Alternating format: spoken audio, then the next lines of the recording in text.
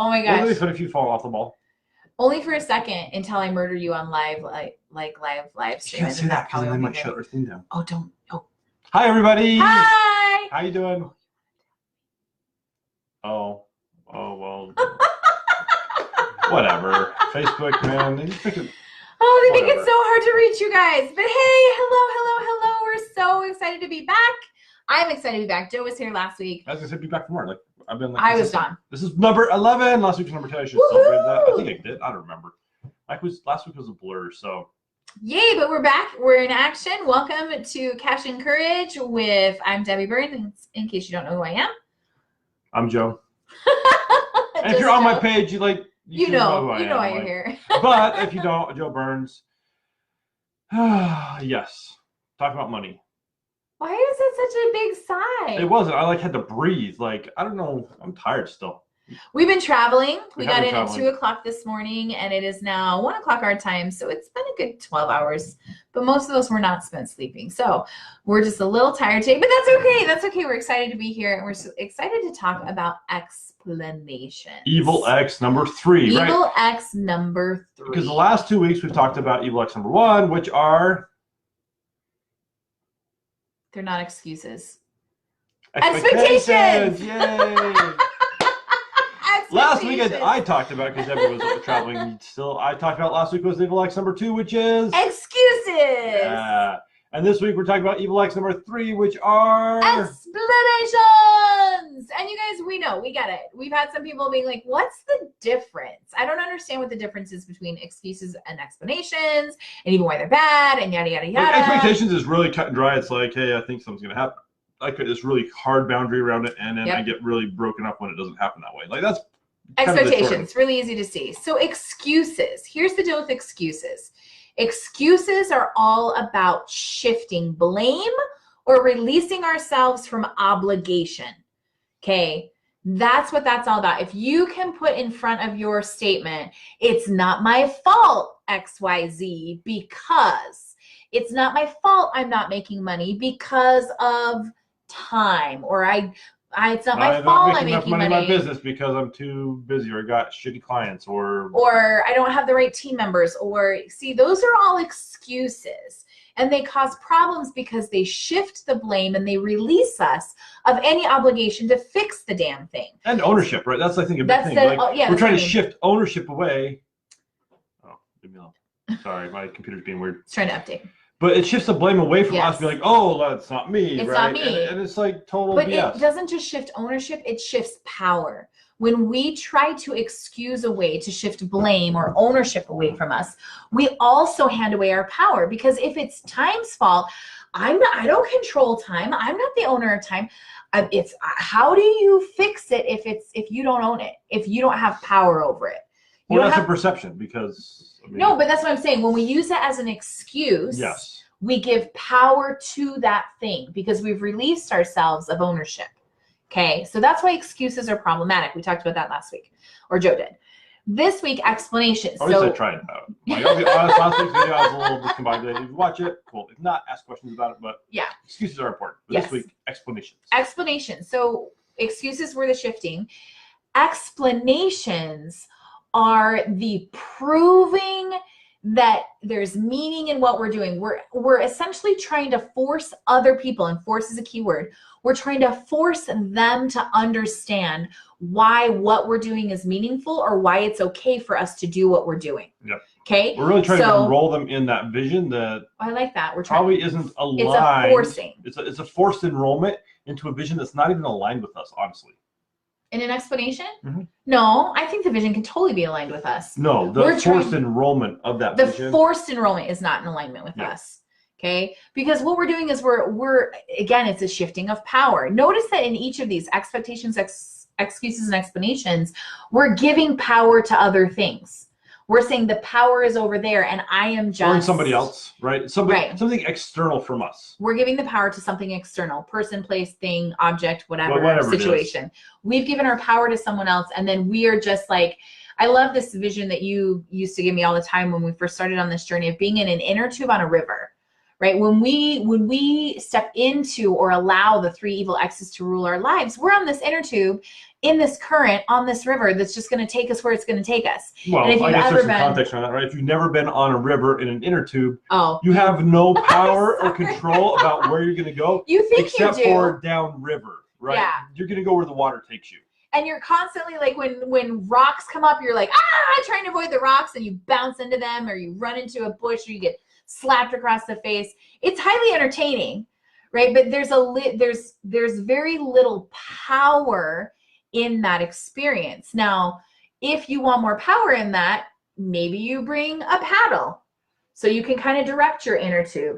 Sometimes you have to arch so that your short legs can get over the edge of the inner tube so you can try and control where you're going. Or you get in a raft, right? You get in a raft, and that raft gives you more. That mode of transportation, right? That's the same thing we're doing here. We're upgrading ourselves so that when we can navigate this momentum that's propelling us forward, right? And we have more control over what our options are, right? What we're doing. We're not being pushed down the river in this inner tube, but like Debbie was saying, if we upgrade to a raft or something, we're going to get an instrument, right? We're teaching you tools that are going to help you navigate this, right? Now you can start to dictate where you're going to go. And the flow becomes powerful for you because you're in power of the experience. The flow and you work together instead of feeling like you're being thrown around and tossed around and smacked around and drowned. Yep. And that's what we want for you. So in explanations, coming back to that, it's a proving energy. You're trying to explain to other people why what you're doing is okay, right? Different than excuse. Excuse is shifting blame. If you're trying to shift blame and go, it's not my fault, excuse. That's evil X number 2. Right. If you're going, okay, well, no, I should be an entrepreneur because it's okay to be an entrepreneur because it's that defensive. That's another way you know that you're in explanation mode. Is you get defensive. I should be able to charge my X amount for my business, my services. Sorry, I should be able to charge X amount of money for my services because there's all this time and effort that goes into it, and I'm worth that. And see, we're starting to explain instead of just being like, listen, I'm just going to, this is my price. Right. Take it or leave it. Like find the right client. But so many times people money's the biggest one I see people creating explanations around. Like it's I want to choose first class, right? I choose a first class experience, and suddenly I feel like I have to explain to the world why it's okay that I chose first class. Yeah. Because I feel uncomfortable in my money story and in the things that I want, that I'm not giving my power to others. So I can't just enjoy the experience. I have to enroll them into why it's okay for me to choose that experience. I want to raise my rates. Okay, so I'm going to raise my rates, but suddenly I have all these stories that come up, all this old history with money that come up. Justifying yourself why you're raising your rates, right? And you have the other people come back and maybe pay a lower rate, and they're like, "Why'd you raise your rates?" Like they'll ask you, they'll challenge you on it, and you're like, "Well, because of X, Y, and Z." And then you feel like you have to prove why it's okay that you raised your rates when it's like it's I raised my rates. Period. That's a sentence. No explanation required.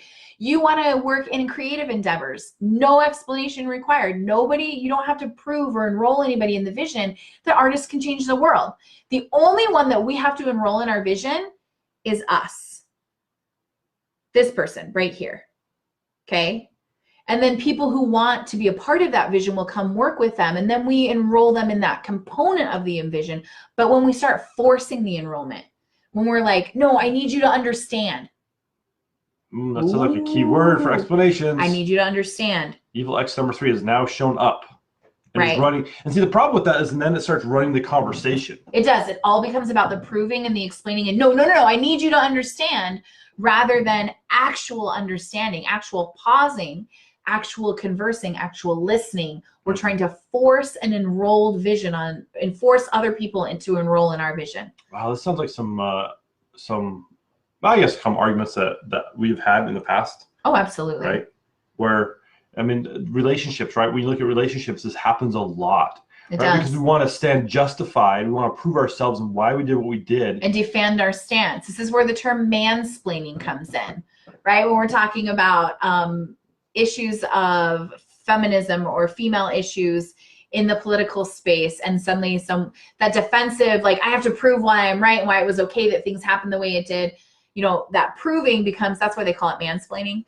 I think it's a funny thing, but it happens in Feminism, it happens in racial conversations, it happens in money conversations, it happens in relationships, it happens in peer-to-peer, client to whatever, it happens in, you know, and family. I think when families, like the family relationships, why don't your parents love you, right? Well, we can explain away all day, or it starts to blend over into excusing why we don't feel loved, right? And see, there's this, or why we can't do what we were meant to do in this world because mom and dad didn't love me. That's an excuse. I shifted blame and power over to them. Yep.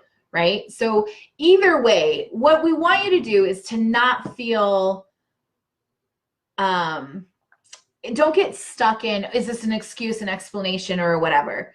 What we want you to just recognize is that there are external components that we keep giving our power to, and then expecting them to be fixed in order for us to take back our power and do the work that we're called to do in this world. Because if you're watching this podcast, or not podcast, but Facebook Live, if you're watching this, it's because you feel called to do something of impact and influence in this world, to play at your 100%. And if that's going to be something you step into, if you're really going to maximize the power and impact you have in this world, it starts with taking the power back and taking full responsibility. And I'll use the word control lightly because I do have reservations about that word, but taking back ownership, that's a better word.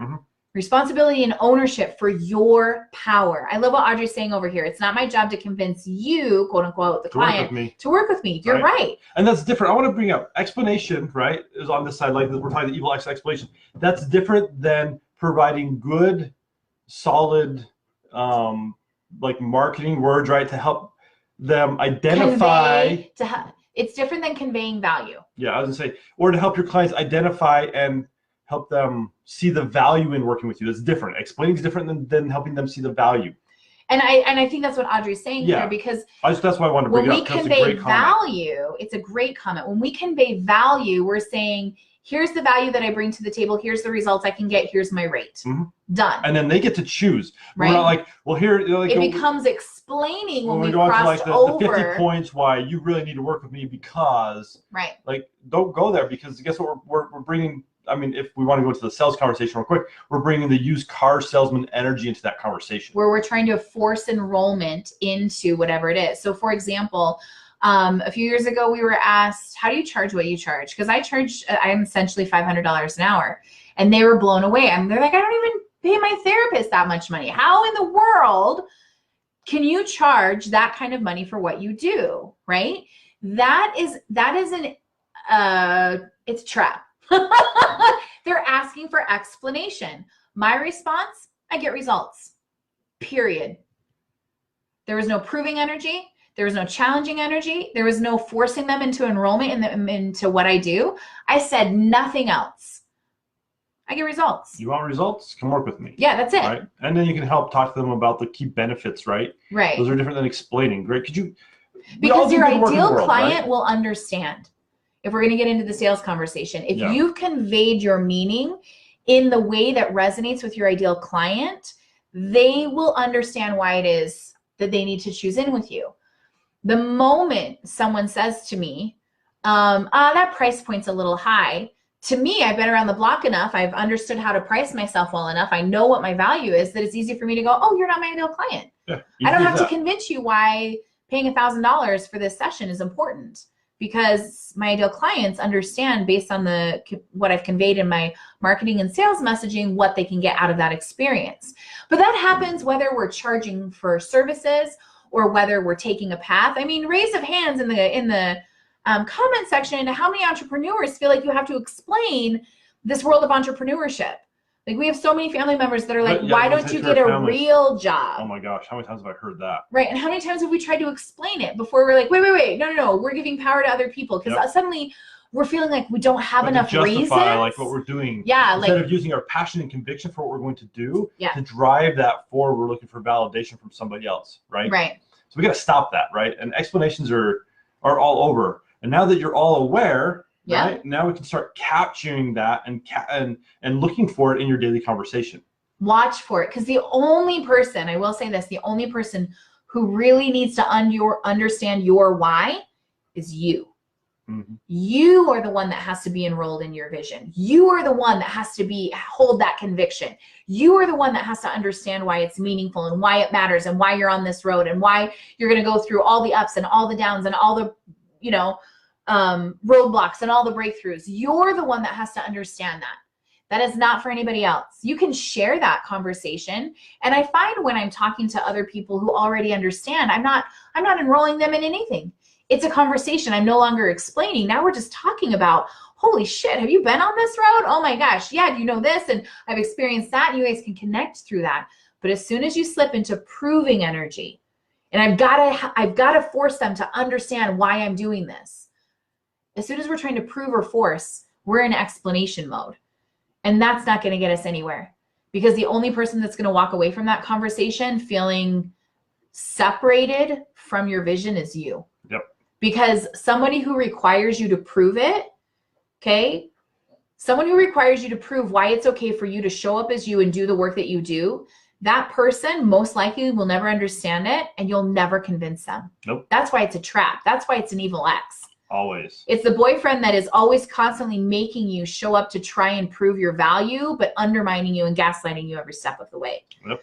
So if we just step out of explaining, whether that's this is what I do, to someone who maybe doesn't get it and wants more, it's different than wanting more information. Yeah, that's totally different, like, right? That's what I wanted to... When people are trying to prove that, like, hey, tell me more about intuitive this? work is okay. Like, prove to me that it's better than science. I don't have to prove anything to you. Yeah. I don't owe any explanation around that.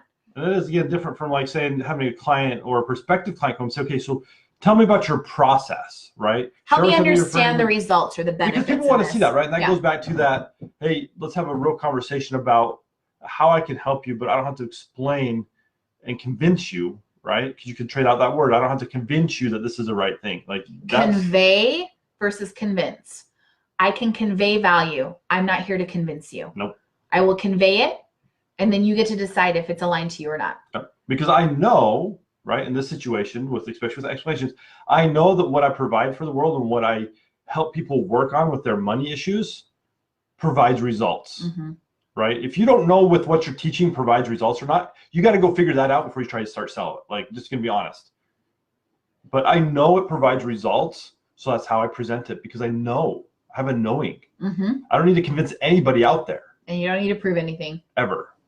Right? And that's what happens with all three evil exes. And that's why we want to talk about all these, because all three of them, the end result every single time is separation. Yep. Right? Separation from you and yourself and you and your power. Yep.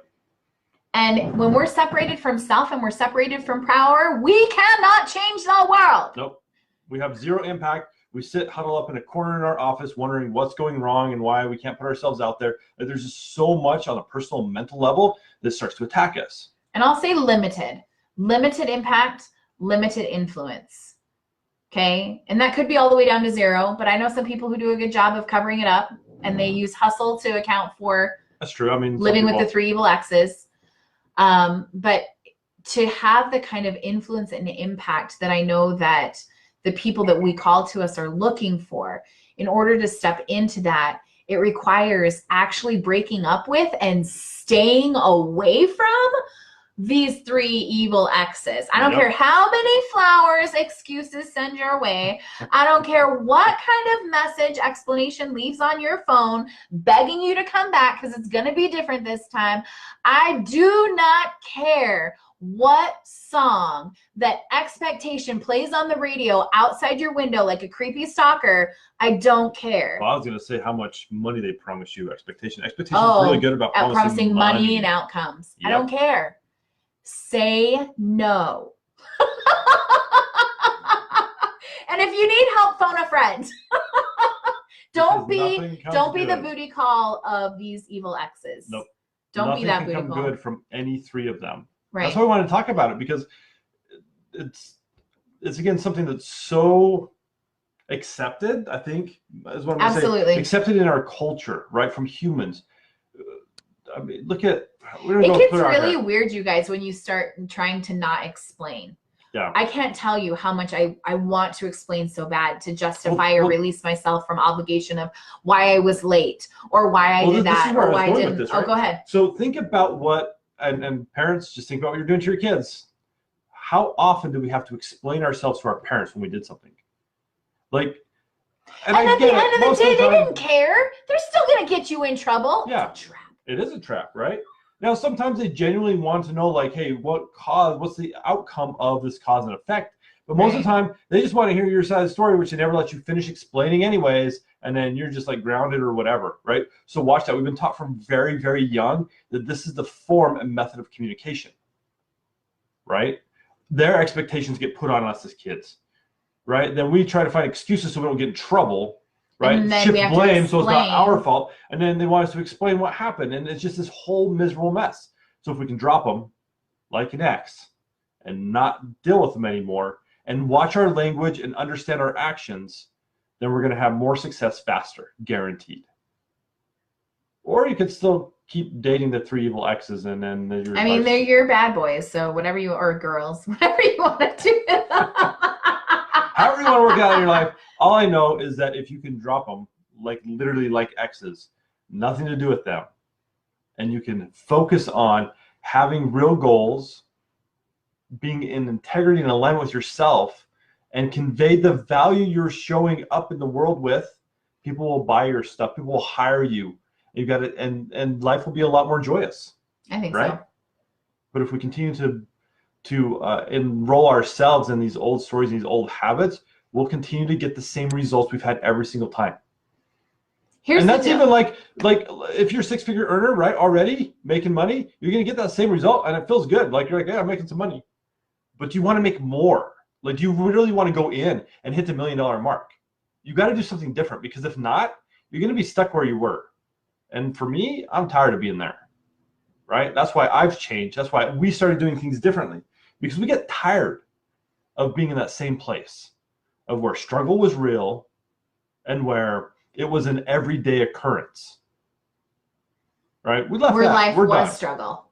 Life's not struggle anymore. Mm-mm. I'm not saying there aren't hard days, but it's not struggle anymore. So, yeah. Anything else you want to say about the 3 evil That exes? was really cool to see you all fired up. Yeah. I like it. I think you should be fired up more often. It's sexy. Sorry, you guys didn't need to see that. I'm sorry. Okay. It's now captured for the internet to see everywhere. Everywhere. Yes. So if you love your life and you love what's showing up and you love that where you're earning at right now, and you don't care about growing your income, your impact, or your influence, then by all means keep doing what you're doing. Yeah. We love you. With no judgment. Like, all love here, because you're living your life. Yeah. And that's what you love. But if you're looking at it and going, I want more income, I want more impact, I want more influence, I really want to be a part of that movement that is transforming our planet and creating something better to leave for the next generation of humanity to live in right now. It's not just all about who's coming next. I mean, we want to live in it too. To live in something better now and leave something even greater for the people behind, then please, please, please, please release the evil exes. Refuse to date them. Be done with them. Let them go. Absolutely. And if you need help with that, you know where to find us. True story. Okay? Now's the time. Now is always the time. Not yesterday, not tomorrow, now. Because this planet is going places, and that wave is coming, and it's actually already here, and it's powerful, and it's time for all of us as impact makers and innovators to step up, stand up, tap in, tune in, whatever you want to say, however you want to feel it. It is time for us to stand in our power, to take it back from all the external things we've been handing it to over time, and to say, all me, all now, all this. Oh my gosh, I can't believe what's about to come out of my mouth. I have the power. Yeah. I got you to say it after like 4 years. Stop. Oh my gosh. Joe has this whole thing about master of your universe. You gotta be careful with it, right? Master your universe or something. Oh my gosh. But anyway. I'm just saying, when we master this person of us, right, we're our own universe. And you can be the master of your universe. And you can have the power. Oh my gosh. Okay. It all comes back to 80s cartoons, right? Everything you need to know came from the 80s. Hey, they did that book. I mean, everything I learned in kindergarten, I learned for life, or whatever that thing is. That's true. Right? Yeah. I mean, it's the start. Anyways, drop your evil exes. Like, seriously, like Debbie's saying, like, drop them. Like, they're hurting you. They're hurting you. Like, I can't even say enough. They are hurting you. and your potential and the impact that I know you all want to make. Yep. You got to let them go, because through growth, sometimes you got to rip that Band-Aid off. And these are 3 that are sitting on there like Band-Aids that you continue to lean into, that you got to let go of, because it's time. Today's the day, not tomorrow. Today. Yes. And if you don't know how, if you're struggling with the how, you got to ask yourself who, and I'm going to say, come talk to me. Because if not, you're going to continue to struggle. I know. So, enough said. We'll be back here next week with something new, right? We had like this little mini course within the Cash and Courage, because there are 3 evil X's, and it was a great subject. But next week we've got some good stuff coming up. I already know what we're going to talk about next week. So you do? I do. I'm so excited. Because with coming evil X's, we all have boundary issues. So I see lots of boundary issues coming up. Next week we are going to talk about, well, a little bit, but they don't know what. But come join us next week. We're going to talk a little bit about boundaries and how they're showing up, and how you're not showing up for yourself in your business in a way that is going to be super powerful, because you allow other people to show up for you instead. So yeah, join us next week, same place here, and we love you all. Thanks for joining. Have a great week. Have a great week. Go get your money. Money. Drop the evil X's. Quit having them steal your money, and grab that courage, get your money, and go be the world changer that we know you are. Let's do it. Okay. Ready? High five. All right. High five. High five. High five. See you, everybody. Bye.